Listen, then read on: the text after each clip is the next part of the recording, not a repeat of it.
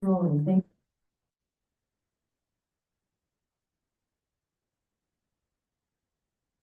Lydia, if you don't mind pulling that door when you're done signing in, thank you. Okay, everybody, hello. My name is Meg O'Leary, and this is Dylan. And many of you know us because we've been in front of you with this topic for a long time. I am the community engagement and stakeholder outreach person for this project. And Dylan is our land planner and then our project manager and our overall expert on anything to do with governance. And the two of us are the hi, John. The consulting team that have been hired to run this study. We do have one other consultant on the program, and they are Echo Northwest out of the Pacific Northwest. They are doing fiscal analysis. We are here tonight for our third public meeting. This started last September with the first public meeting. We held a second public meeting in January in this room. This third one, the goal of tonight's meeting is to wrap up all the engagement that you've all been committed to since last September.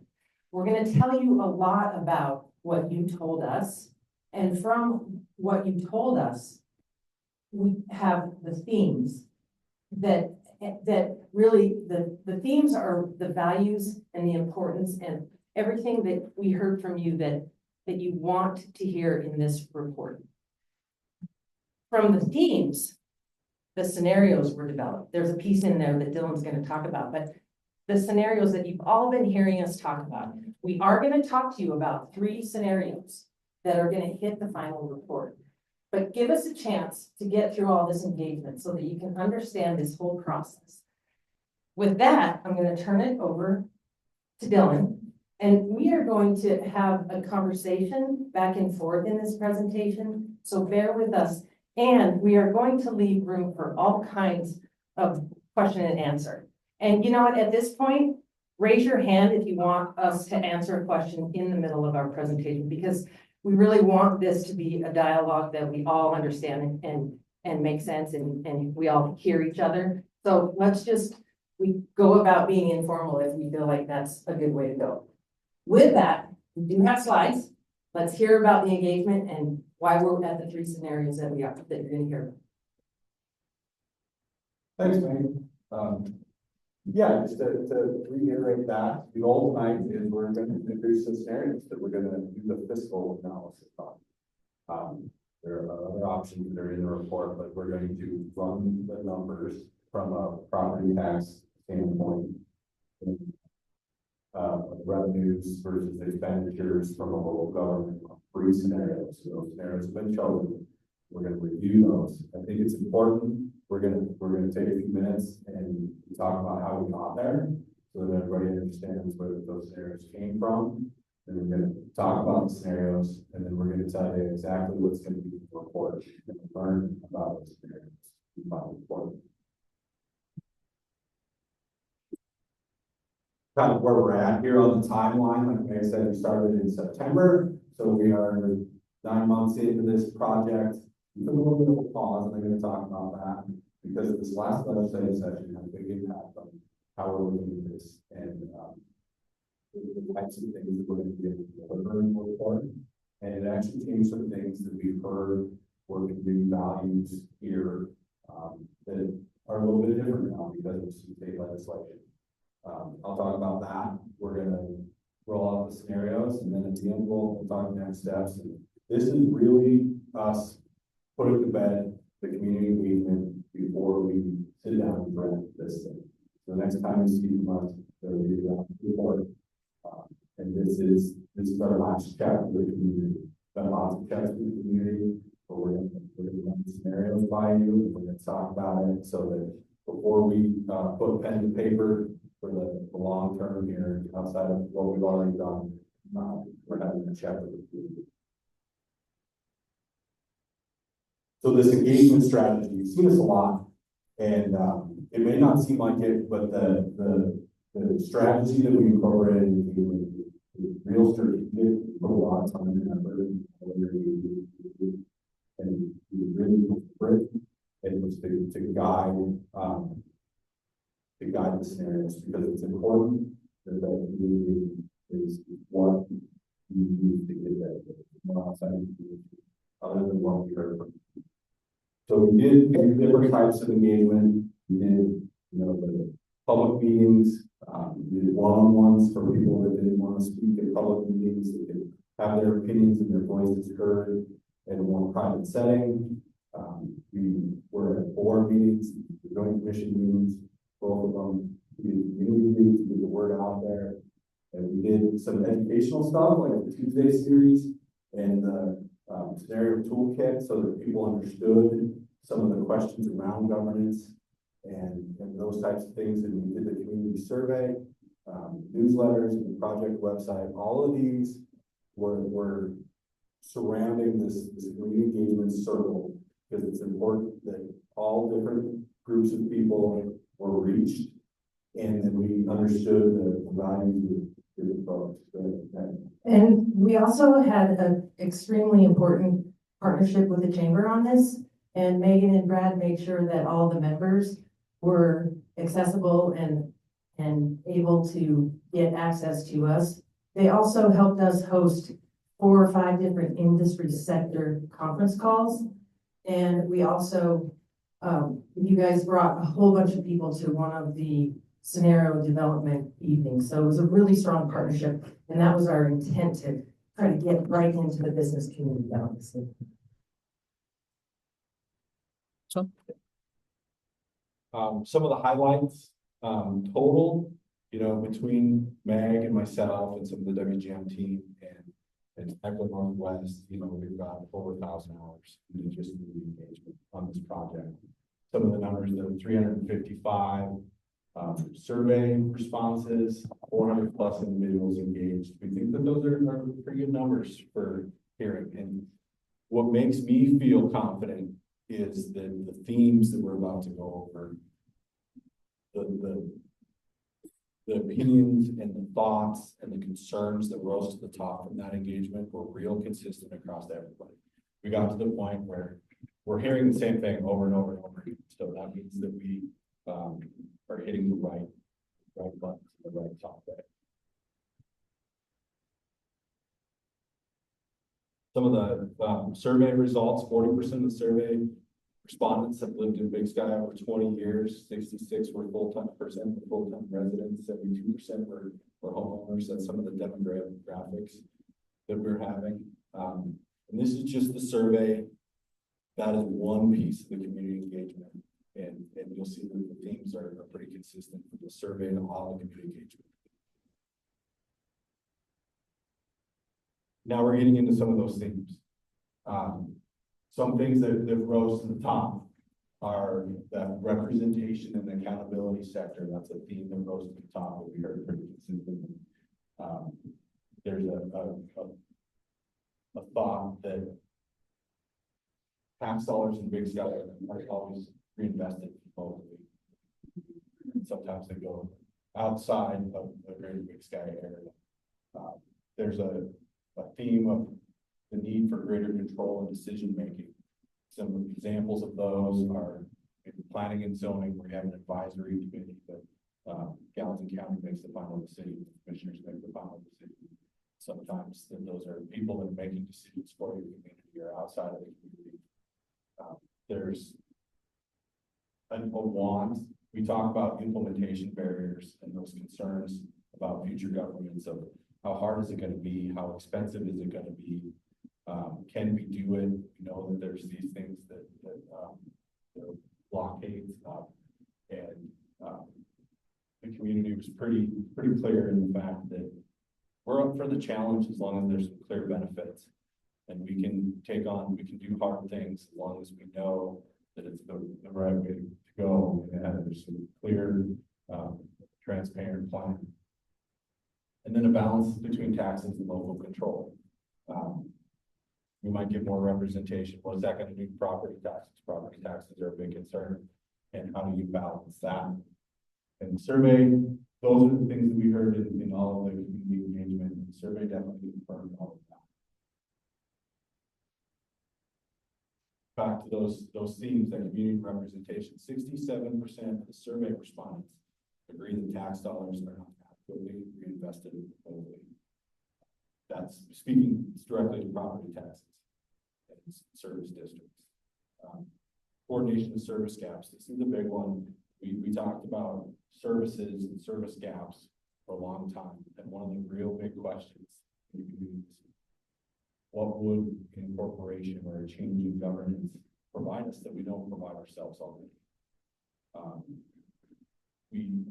Before the first public meeting, we talked to 30 community service providers, we call them, to figure out how Big Sky operates and how those gears turn, how it works. And it's a complicated formula for how things are done in Big Sky. So we needed to dive into that. Like, do you have everything that everybody else has in an incorporated community or in a community with different governance structure? Is there a better way to do that? You know, you ask questions like, what are you missing? The next theme is the implementation barriers. And, you know, everybody, we talked about this, you need 200 people per square mile to be an incorporated community, or maybe legislative changes to the report. Big Sky is built different. It's spread out compared to other communities. We still need statutory requirements. There are barriers that we have to overcome. And Gallup County. The survey respondents are 30% of the survey respondents fully support and pursuing change. If major barriers exist, 37% only if the changes are reasonable. So even if there's some barriers, that's 57% of the survey respondents think that it would be a good idea if the benefits are clear and understandable. We have to add that in there. It's not that they just want to change, but the community is willing to do hard things if it benefits them and they know it's the right thing to do. Impact on resort tax. This is a pretty clear one. There's a theme that there's a concern that changing governance structure would change how resort tax is implemented. You have a resort tax district, it's not a resort tax town, and you have some flexibility and structure in the scope of how you can allocate some of those resort tax funds, and it's pretty clear the community doesn't want to mess with that. I think the resort tax is working well. We don't want to jeopardize how that's being implemented. And then the last thing is the impact on property taxes. Government costs money, and we're concerned of how much money. And there's going to be a trade-off at some point that it's not worth increasing that amount of taxes to provide more services, to provide more representation. That's what the government's going to provide. There's a point of diminishing returns. 27% strong in the property tax. That's a pretty strong number. The middle of the road there is that, you know, costs and local control must be balanced. So we took those themes. This is what we heard in the community engagement.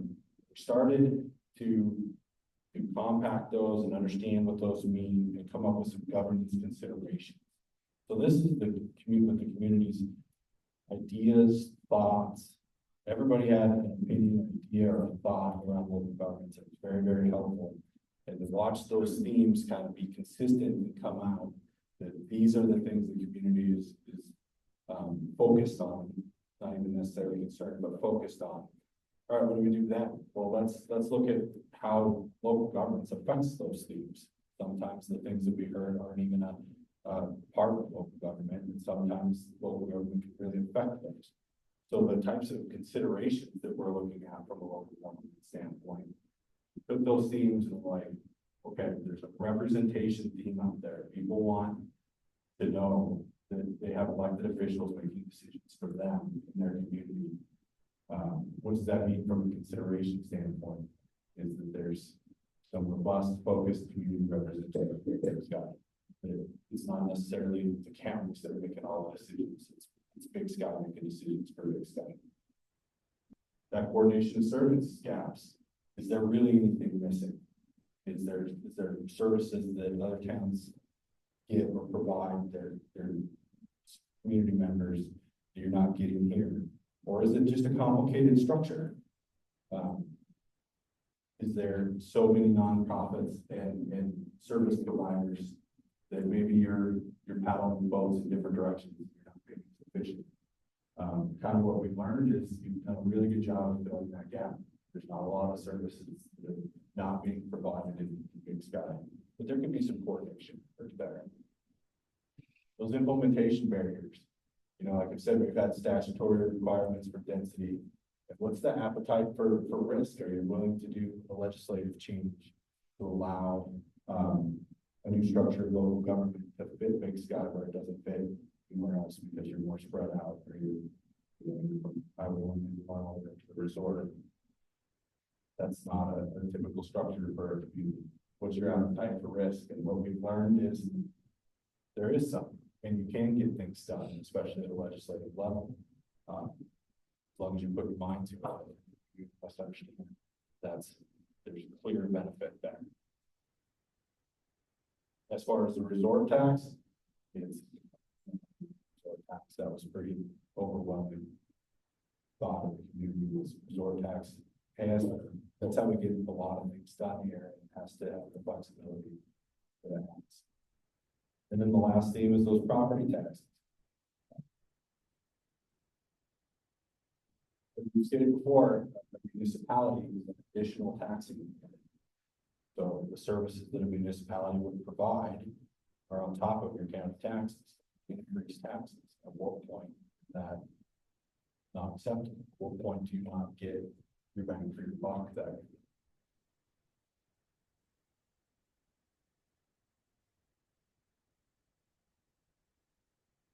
So that's the point we were at, and then all of a sudden, this legislative session kicked up, and there was a lot happening in Big Sky from the vote perspective, and from legislative changes at the state level, SB 260, SB 542, and HB 231.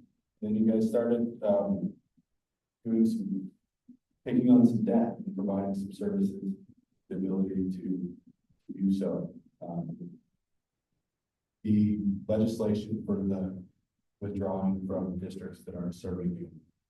A lot of our community engagement happened just prior to that legislation, and a lot of the concerns that we heard, you know, that 67% of our tax dollars are being invested locally. That legislation changes that. It changes that tone, and it changes tax structure here.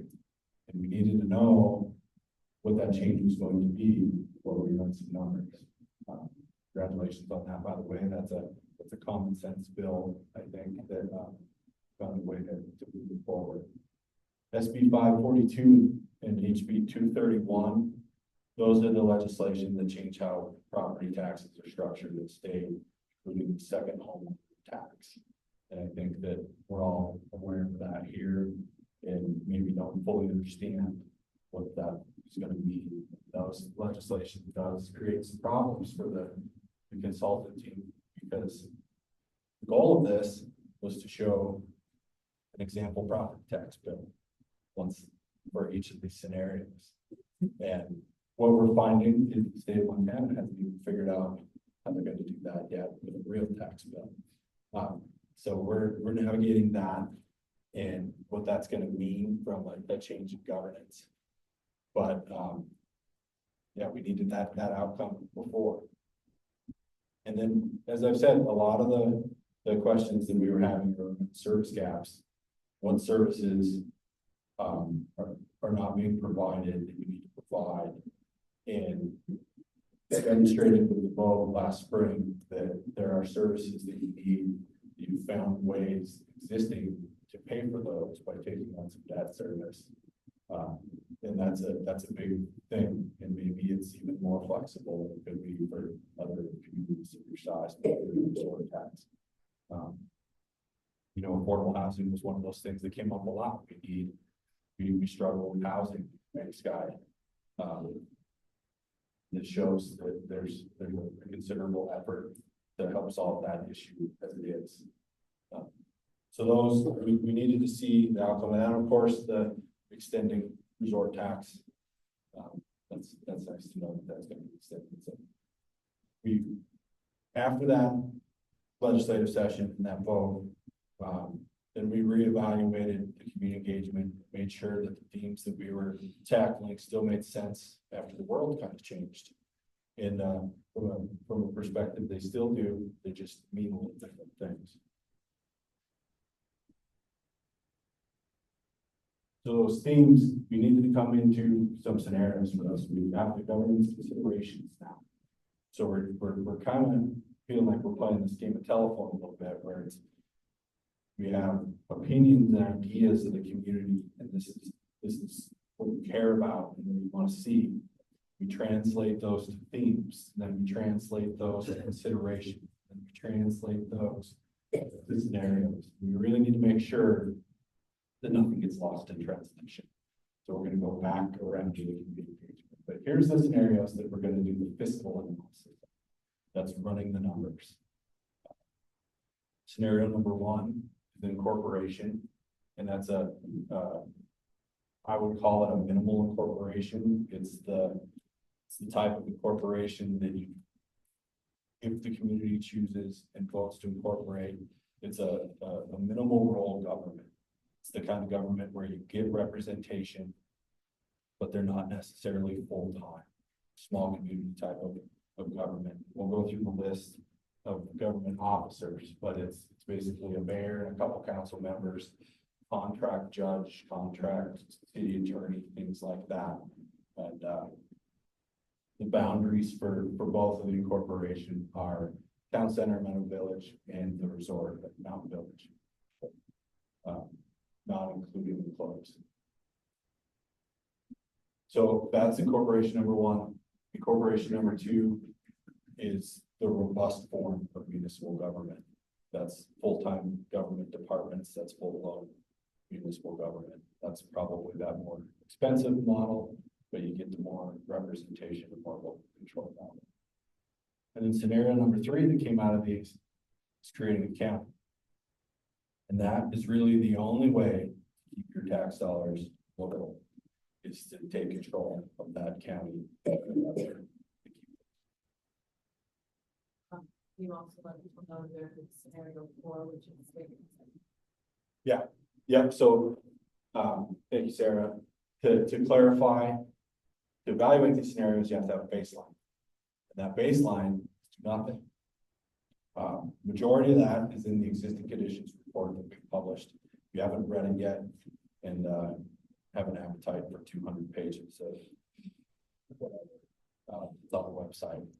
But that's the baseline that all of these would be compared to. And the do nothing has changed, like I said, since the do nothing was 6 months ago because of the legislative session passage of that law. So those are the three scenarios. We're going to talk about them in a little bit more detail. So here we go. Yep.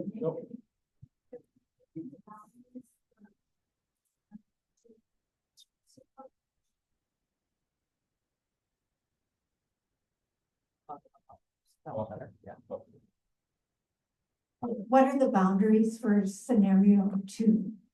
Yeah, so the boundaries for both of the first two scenarios are Meadow Village, Town Center, and Mountain Village. It's gonna go all the way up, doesn't include the clubs.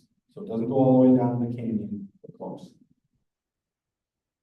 Would include the clubs.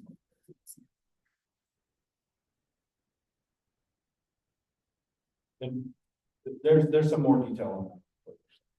There's a question about why it doesn't include the canyon. That goes. It's not my question. Oh, the reason being in the community engagement, you ask questions like, what do you feel town of Big Sky? And those were the ones that were consistently coming up. And the development along the canyon and to get to the canyon is significantly more sprawled and spread out from town center. So there's a gap of a couple miles between the two down the highway. It creates a logistical problem from a service standpoint. Quite as bad.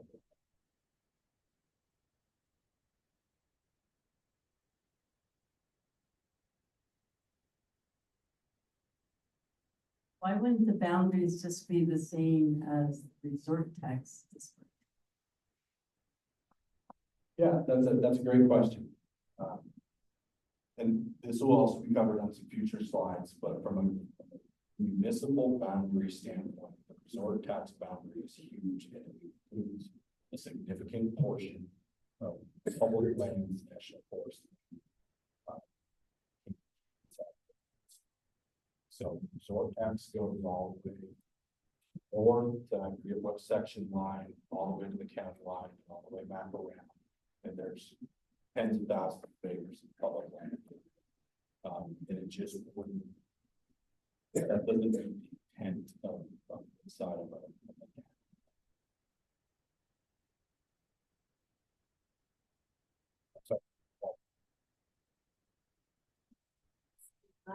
Cover the public land. The resort tax does not cover the public land. The resort tax boundary does. Public. Yes.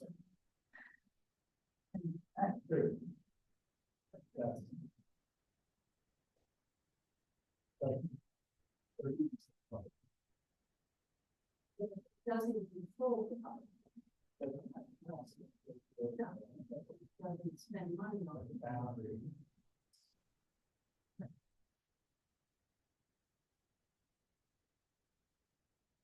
Yeah, and a part of that, of not including the canyon, not expanding hours, is that appetite for, implementation barriers. You still have those statutory requirements of 2 people per square mile. Still have, from a Green County perspective, how many acres of developable land you have to have inside your boundary. Make sure that your local government has the ability to fund itself and doesn't back itself into a corner. That sprawl of a town boundary creates some problems from a service delivery standpoint, a payment standpoint. People that are inside that boundary, it's a lot more efficient to provide services than serve locations.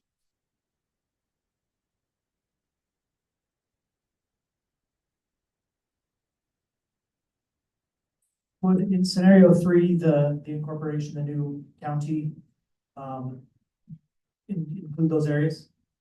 Yeah, let's just hold on that. We'll get to that, Okay. that here. I'll just move I think there's gonna be a lot of these answers to these questions. We don't have this slide. We'll get back on that too.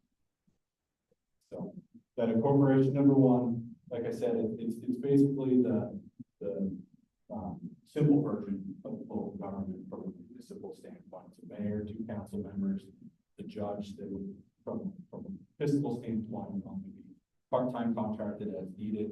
You are required to have a city clerk and a treasurer. The finance and budget department is probably same as the city clerk. City attorney's contracted just when you have infractions. You'll need a public works department. So one thing that happens when you incorporate is all the county roads inside your boundary become city roads. You can contract with the county to take care of those, but you do need an entity to maintain your infrastructure. That at this point, most likely just roads. So this question always comes up. It's a joke that I always have. We call them have a pothole public works department. And planning and zoning and building codes. This is one of the things that came up from a service gap. Matter of fact, we heard all the time that we don't have any planning zoning codes. And that's partly not true. You have planning and zoning in Big Sky from Gallatin County. But I think what some of the frustration is you have an advisory council that it's an issue with planning and zoning. And the ultimate decision comes from planning and zoning commission, which is Gallatin County commissioners. And sometimes it's not always people that live here that make decisions for. So we would include that as that one of the only real service gaps or service coordination things that happen.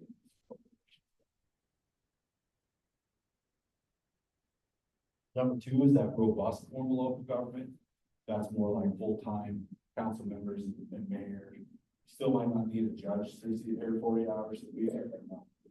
So the city clerk and treasurer, public works, city planning, zoning, possibly law enforcement, administration services, human resources. That's the type of local government that other communities of 3,500 people have a full courthouse. People that are providing services for you that most of the time. Or even choosing these two separate entities of corporation, that you're going to get a good feel for the cost of the first one, cost of the second one. Decide on your own. Is this worth it? What it's going to take to do something? And bookends of corporation, where this is what it takes to do this, and this is what it takes to do this, and this is what it's going to cost, and what is kind of worth it there. I will mention the difference, main difference between the two.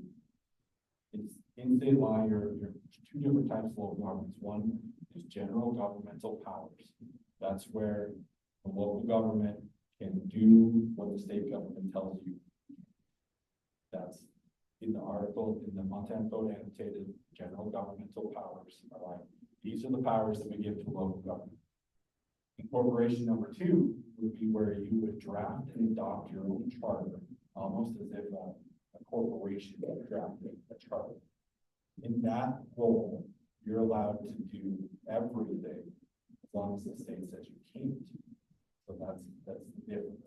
That's where you get more robust local ordinances. Like, and you can tackle more localized problems. Like we have this issue, you'll see a lot around the state with the urban camping, Roseman tackled some urban camping.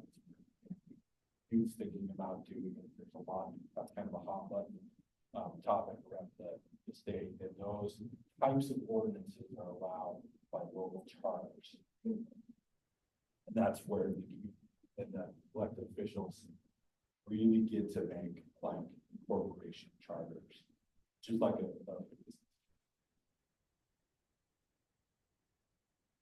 right, let's talk about a county. Reason that this one is on there is that keep Big Sky tax dollars reinvested as much as possible in the Big Sky area. The only way to do that, if the county mill levy stays here.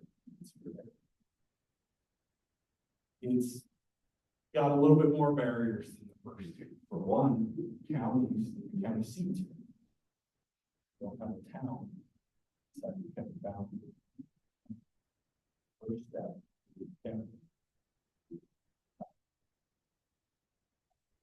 Then you have to seek for the local counties. But if you were to accomplish that, think that you were the squeeze kind of thing. This is the most robust where you have the most control. Everybody in your county government will be inside those boundaries. This guy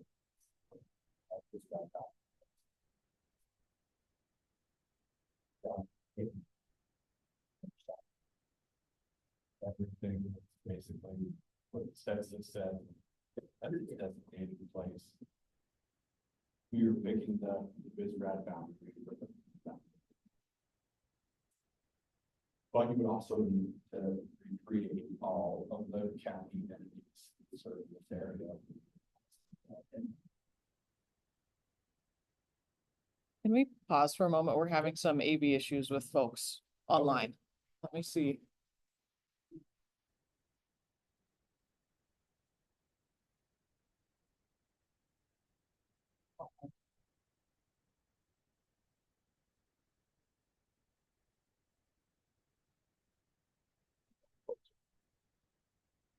Well, Can you hear me online better? Hold it. Good. Singer.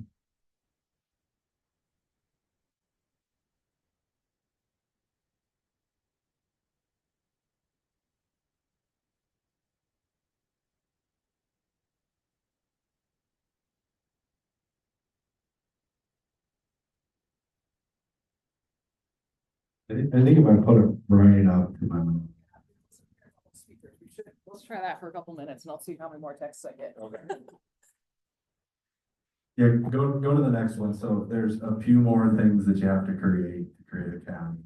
You know, things like public health, weed control, emergency management. You have human resources, because you're gonna have a lot of county personnel, things like that. So that's when the ticket starts coming out, but keep in mind, that you wouldn't be paying the Gallatin or Madison County levies. It would just all be reinvested locally. The city boundary would be the same as the other two, the Mountain Village, Meadow Village and Town Center, and then the county boundary would as close as possible match the BizRed boundary.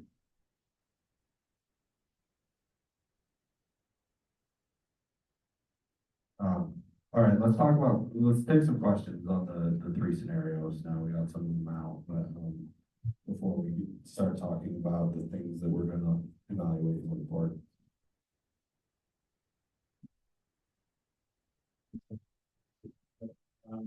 The third scenario,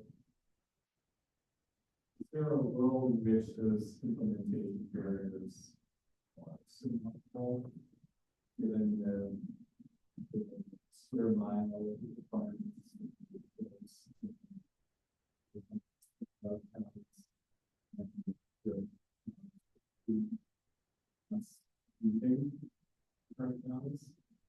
Yeah, so that's a great question, and let's talk about those implementation barriers. They'll be in the report, and they're probably going to be more we find as we're drafting this. This is that part of that scenario that's addressing the engagement themes and responses that we got, that we're okay to tackle hard things as long as there's a clear outcome. There are some barriers from a state law perspective of I think it's 150 square miles of developable ground, 250. And you're not going to have that. So that would take a legislative change. One thing that's different from creating a county than moving a county line, which is why this is the vote is just inside the proposed boundary. Where if you move a county line, you have to ask one to let you go and the other one to accept you. So it's a little bit different. But those are legislative changes that are implementation barriers that we would have to overcome. But hopefully that you would understand that if those clear benefits are there to talk about it. You look like you have a follow-up. Can you say that? Yeah, because that seems to be a core of what SU 260 and not the signing process. Just reiterate, and don't require permission from Madison County. It's different than a district or moving a county line. The vote for the election is within the proposed new county boundary.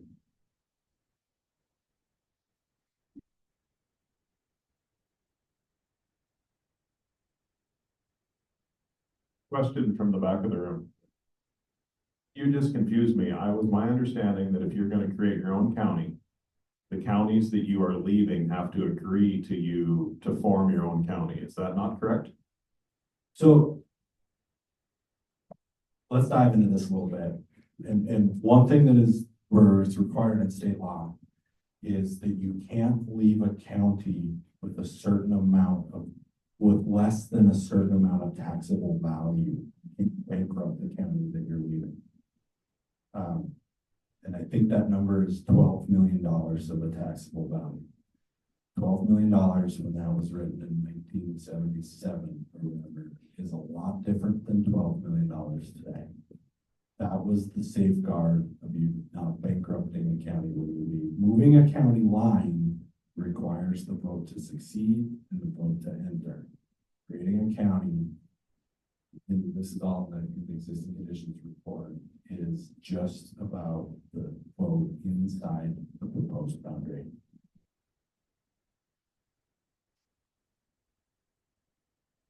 As loud as we can go on these mics, I think. And this will all be detailed in the report. We're kind of going down this rabbit hole of like, ooh, that sounds pretty good. Like we should maybe think about doing that. please keep in mind that these types of decisions that you're gonna have to make up in your head are a decision that needs to be all encompassing of what you think that you would support or you should do, and that you should evaluate everything that's gonna be in the report at that time. I'm not telling you what you shouldn't do now, or I'm not gonna tell you that in the report either. These are the things that we're gonna evaluate, and the report is gonna answer a lot of the questions that you're having. So follow up to that. If I understood what you said, we could decide to create our own county, and then our neighboring counties have to agree to move the county lines. Is that a quick synopsis of what you just said? Not moving the county lines, moving county lines and creating a county are two different things.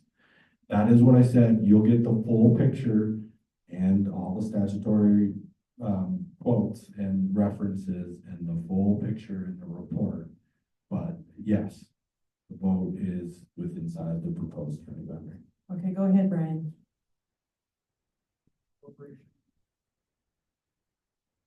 In the incorporation scenarios, is there a legislative change that needs to be made to span 2 counties for the municipality? My understanding is no. There is a current Attorney General's opinion that municipalities can span multiple counties. They do. There are plenty of cities in the country that span multiple counties, but that's usually happens the other way. It's from an annexation growth standpoint, not from a doing it after the fact standpoint. But the Attorney General's opinion, the newest one that's on file, says that they're different taxing entities, and that's totally legal. Hey, over here. For reference, what are some of the smallest counties in the state of Montana by population, not by size, like compared to a theoretical Big Sky County? That's a good question. I don't have that answer, but I can look it up and I can get your information afterwards, and we can figure that You out. can post it on the website. Any other questions before he moves on?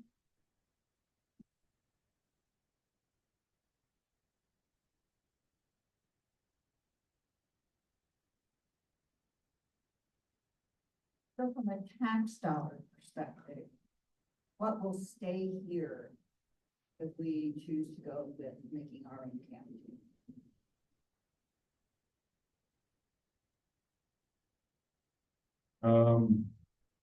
Make sure that I'm answering the question that I think that you're trying to ask. Is there are the way that local government works is there are different taxing entities. Some of them are districts, like your fire district. BizRad is a district that has a taxing entity that have the authority to levy taxes. A local municipal government is a taxing authority. A county is a taxing authority. A Parks and Rec district is a taxing authority. So creating a county would replace the other 2 counties' taxing authority. So the county taxes would be then to the new county, not that other county, but you may pay other district taxes, like the fire district might be outside of that boundary, or BizRad, or that's a resort tax, so it's a little different, but a Parks and Rec district or some kind of other district taxing boundaries may not align with that county boundary.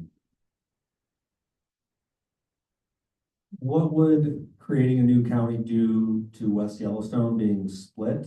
And was there given any consideration of including West Yellowstone in the new county?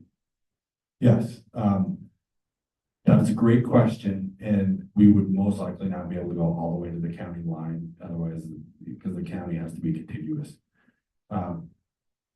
It makes some sense to include West Yellowstone. That's a conversation with a whole different community that is basically outside the scope of this study. It would take probably years or just as long to have that discussion down there as this discussion up here.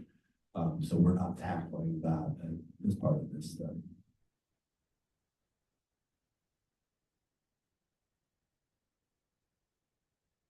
Nice thing about the internet, I just looked it up. There are 12 counties in Montana that are smaller than Big Sky. Oh, thank you. What are they? Do you have them? Yeah. Most of them are way out. There are 12 of them, but it's Prairie County, Garfield County, Carter County, Macomb County, Webo, Daniels, Powder River, Liberty, Wheatland, Judith Basin, and Meter. Our eastern Montana right there. And one thing I'd like to say, I'm more than happy like to continue this conversation. A lot of the questions that you guys are asking are what's gonna be in the report. I'm not gonna have answers to all of them because we're not presenting a final report right now. We're just telling you what we're gonna evaluate. The creating a county is gonna take a lot of evaluation on our part. There's, 2 full slides of that type of services that would need to be in the county. It's gonna take a lot of work. I'm just kind of giving you the knowledge that's off the top of my head right now. And you guys seem very interested in that. But I can tell you that if I can't answer your question now, these are the questions that will be answered in the report. Shall we let him move on or, yeah, okay. All right, now we're going to talk about the things that we're going to talk about in the report, which is basically those questions you were just asking. So we're going to run a fiscal analysis on these 3 scenarios, and that is basically mock balancing a budget between expenditures and revenues of each of the different scenarios, whether it be a municipality or a county. So how a balanced budget for a local government works is you have costs, that's service costs, intergovernmental agreements, things like that. And then you have revenues, and local governments have different revenue streams.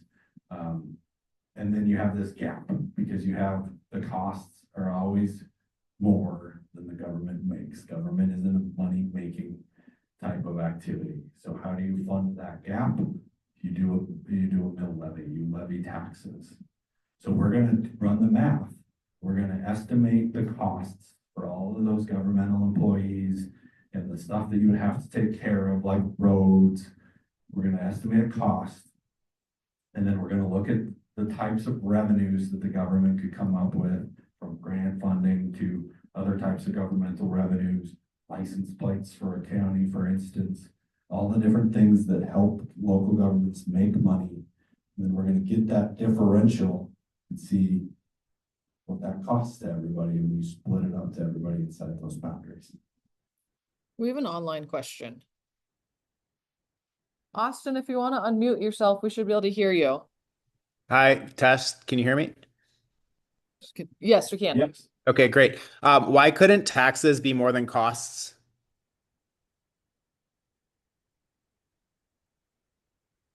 Could you restate that question?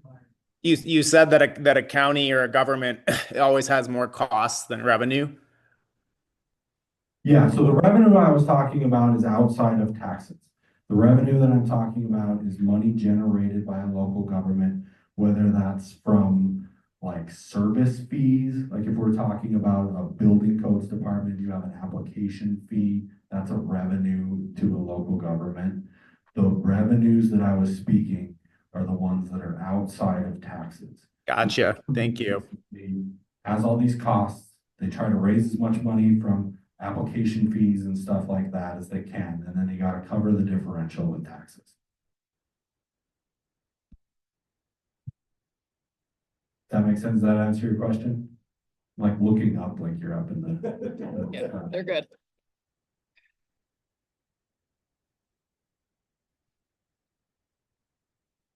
I'll assume yes. Austin, if you have another question, holler at Jenny.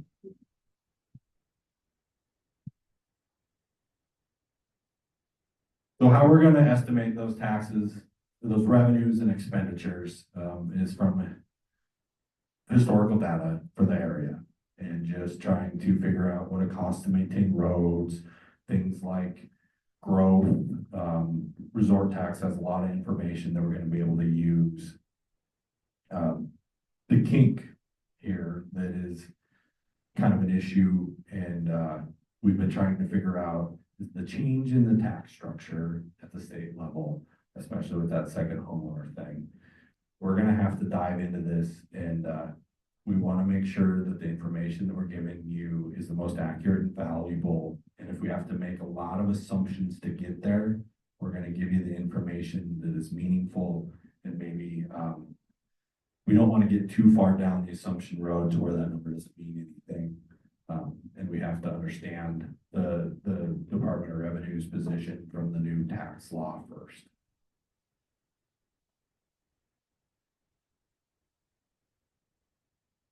So this is kind of balancing those expenditures and revenues. The expenditures are salaries for the full-time or part-time employees. We're gonna generate those numbers of employees from communities of comparable size. We're gonna have assumptions and do workload calculations for road maintenance and permitting and 911 call volumes, things like that, to get a level of staff that's needed to provide the service for the community this size. And then we're gonna make some revenue assumptions. That's based off of comparable cities and counties as well. You know, things like government grants, license and permit revenues and user fees. Those are all those types of fees, just reduce the mill levy requirement for a local government. And then balance the budget. We're gonna do it like it's easy, right? Like local governments just balance budgets every year, so we should be able to figure it out. For each scenario, we're gonna do a 10-year operating expenditure forecast, revenue forecast, and then the difference between that is the mill levy amount. And then we'll have a defined boundary with taxable values of properties inside that boundary and apply that mill levy just as a local government would do. And hopefully, if we can figure out the new tax law, tell you what an average tax bill would be.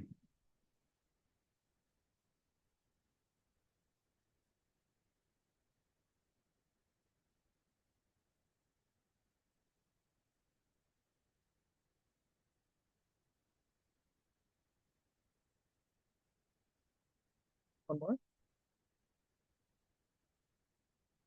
All right, so Sorry.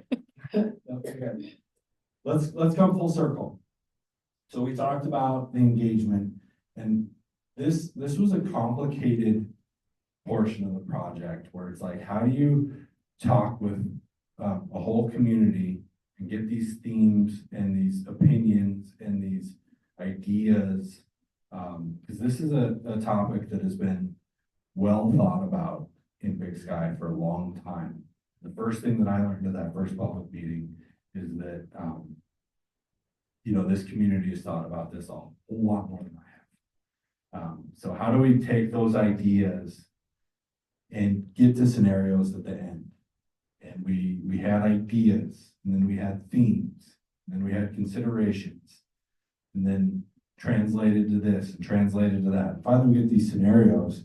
I'm like, we got to make sure that we didn't lose anything in that translation. This is like a big game of phone tag. That's like, we got to make sure that by the end of this whole process, that we can come back around and we're still meeting those community expectations.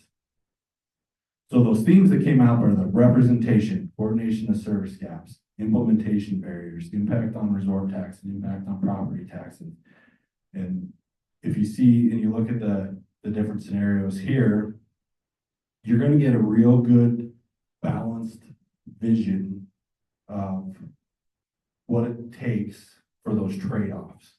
You can get more and more representation. What's that going to be on this side of the property tax cost impact thing? And you're going to be able to balance those with these three scenarios on your own to say, you know, maybe we want a little bit more robustness than that incorporation number one, but you know, it's going to be really expensive to do this or do that. And maybe that's not quite worth it. You'll be able to make up on your own, because these scenarios are just going to be the facts. They're not going to be recommendations. Everybody has a different thought, what is important to them, and it might be different than the person sitting next to you. So you get to decide on your own which of these are more important, which can tackle that. And of course, the baseline of what you have now to compare it all to. So looking at this, you know, I think that we're still we're still in that realm of, these are the things that we heard from the community, these are the important pieces of Big Sky that we either need to keep, expand upon, or create. And, one of these scenarios will accomplish them across the board. Maybe not one completely, but one of them will accomplish each of these parts.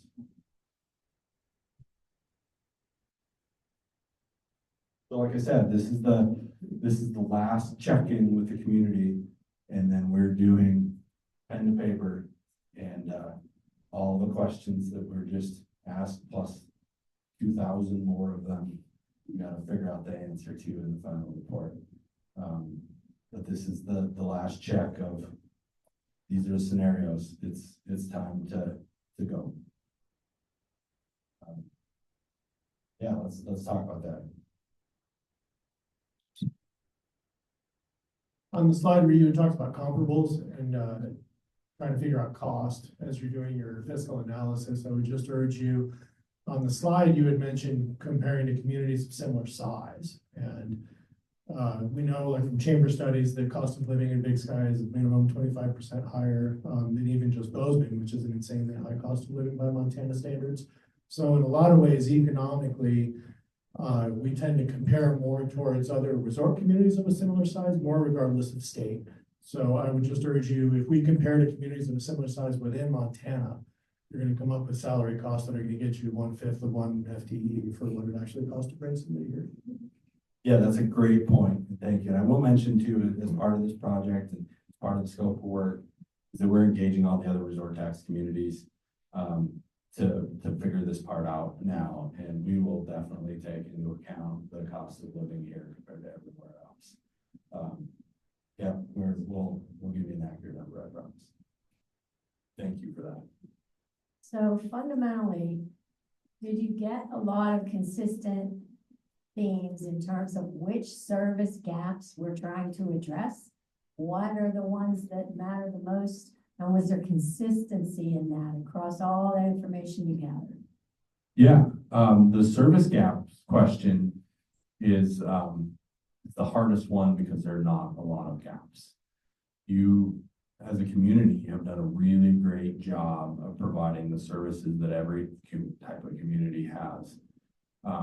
It's a little bit more of a complicated structure than in other places, but that is one of the things that incorporation number one is addressing, where it's tackling that the local government isn't necessarily the service provider. You keep all the existing service districts, all of that. It's the representation person. It's your elected official that you call when you want to tackle an upcoming problem. Yeah, the service gaps, you know, that we didn't really find anything. The most common thing that came up in the community engagement is planning and zoning. And that exists. It's not necessarily a gap, but I think that there were some frustrations with it. We did hear about public transportation gaps frequently. And there was also, of course, the affordable housing gap. There was a little bit about solid waste. And so I guess that points to the water sewer. And then the other one, there was one other that came up consistently that's in my notes, and I'll get to it, but I will hand this off before I go.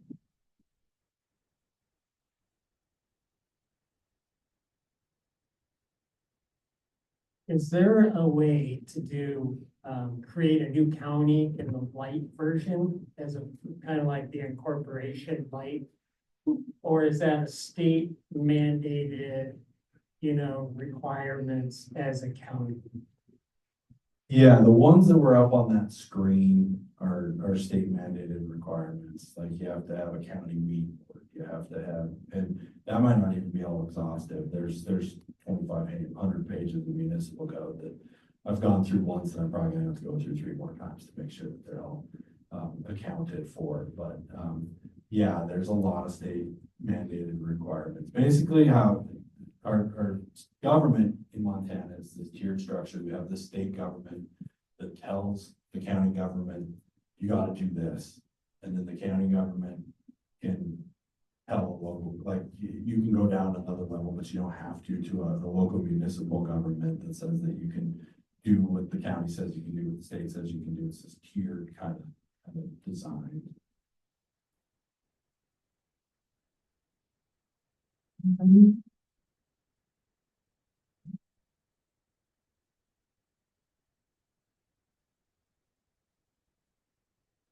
That looks like John's. Fact checking me with it. I'm sorry. This isn't fair, by the way. No, but I'm just getting a lot of texts from our attorney and we just want to be really careful about this county stuff.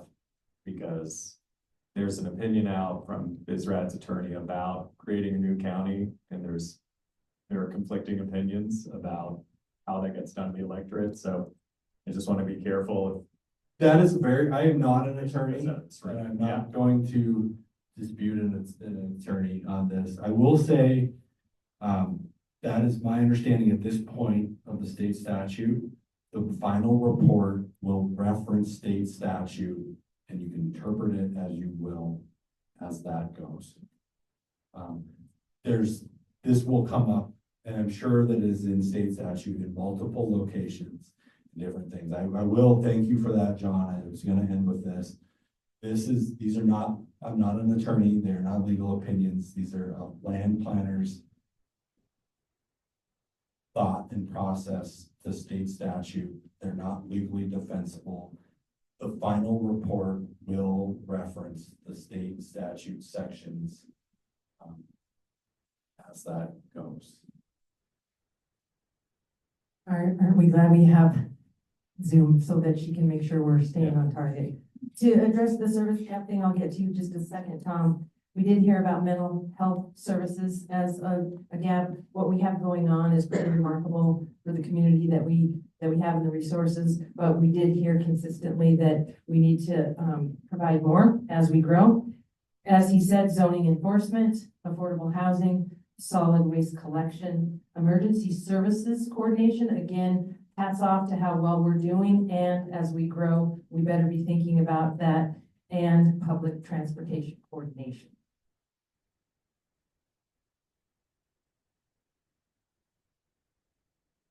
Sarah and then Tom. I wanted to give Brad a quick, not to steal Brad's thunder, but to make sure everybody here knows that the chamber has coordinated related to property tax, a meeting with the director of the Department of Revenue to come to Big Sky to talk about property tax. Property tax is incredibly confusing. And I think a lot of people just think all the taxes go to Gallatin County or all the taxes go to Madison County and they are to blame for everything. There is a lot more complication and layers than that. So Brad and his team have coordinated that. Everybody will be getting it out on everybody's social media. It will be here in the Wilson, I believe. Is that correct? August 19th, 5:30 in this room at the Wilson. Thank you, Brad. Thank you, Chamber. I know it was a lot of coordination and effort. And so I just want everybody to know that a lot of change has come between SB 260 and all this other legislation. It is a good thing that we put a pause to allow some of these things to settle so that we could really understand the implications of all of these pieces. Okay, any other questions? We have one online. One online, okay. Alan, if you want to unmute yourself, we should be able to hear you. Thank you. My question is, why do the three scenarios that have been chosen not include a more proactive pursuit of creating other tax districts, such as the new hospital district, which was approved in the last legislative session?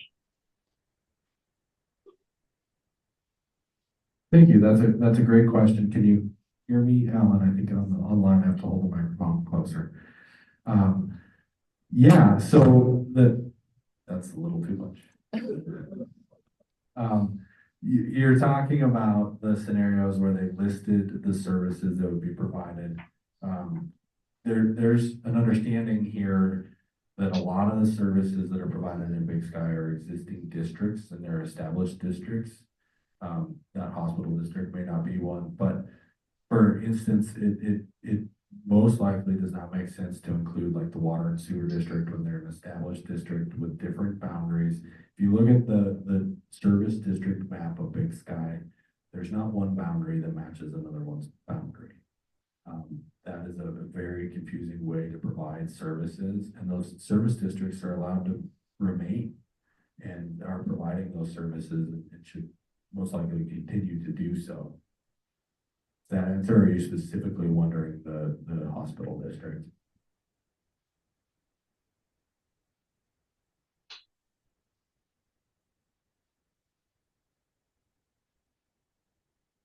I don't know. Can you hear me? Yes. Thank you.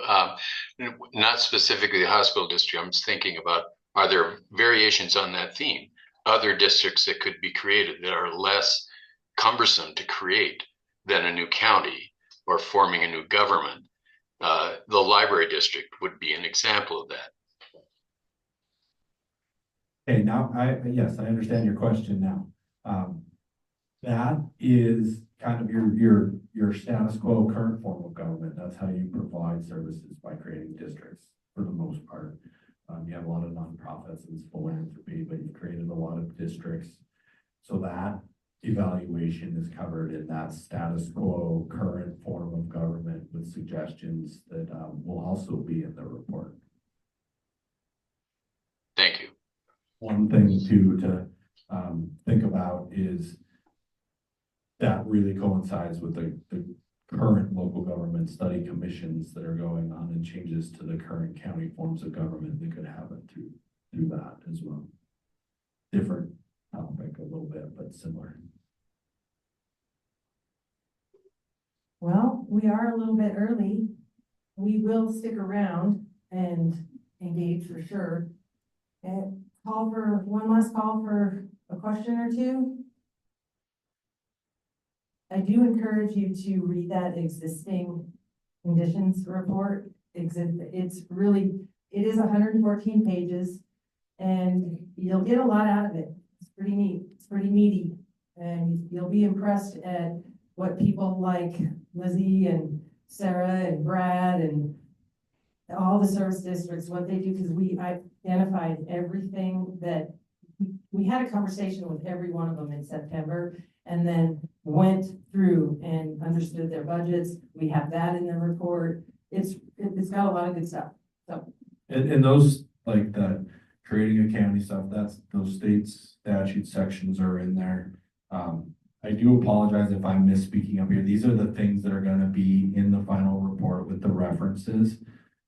That's a lot of Montana code I'm not backing up with what I said. I think I'm not going to but there won't be that ambiguity or that misunderstanding or anything like that in the report. That's where the information is going to be. It's not me standing up in a public meeting saying, we'll evaluate every aspect of it outside of that Montana code annotated requirement for voting and electorates. And as I said, I'm not an attorney, but I will quote the statute sections and you can ask them.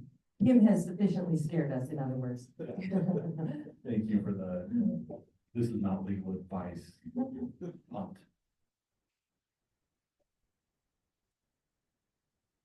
Hey, I just wanted to offer some thanks for this hard work and really compliment you on what you guys did. This was taking a lot of input from lots of different interests and distilling it into themes and then trying to come up with scenarios. It's not easy. So I appreciate it. Thank you. Thank you. I would like to.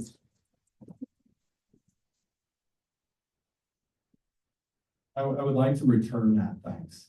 I've spent a lot of time up here in the last 9 months. I've met a lot of great people. That's going to continue. Obviously, we're not done, but this community has showed me a way to do things outside of here. I've learned probably more than you will. And I would like to thank you for that as well. Because he is reading every word of every statute. He is. And he read every word of all 355 survey responses. And you too are gonna be able to read every word. We will have those posted on the website also. There's all kinds, all of our presentations are on there. You can track what we've been doing since September 24. Oh yeah, it's one of those tricky ones. It's engage dot WGM dot. I'm gonna try to pull it up here. If you make sure that you're signed in the back, we will send, do we have people's emails back there? Yeah, We will get it to you. yeah, we'll get it to you. You're And not gonna. we have created a database and we've been hitting everybody with a newsletter every month. So that your email will go in our database, you'll get follow-up, and we do apologize. We are marketers. We do understand how messaging and URLs made easy, make people want to read. But we have a clunky website. It's called engage.wgmgroup.com/ Big Sky Governance Study. So there you go, mouthful. Okay, is that a wrap? I think so. Thank you. Thank you very much.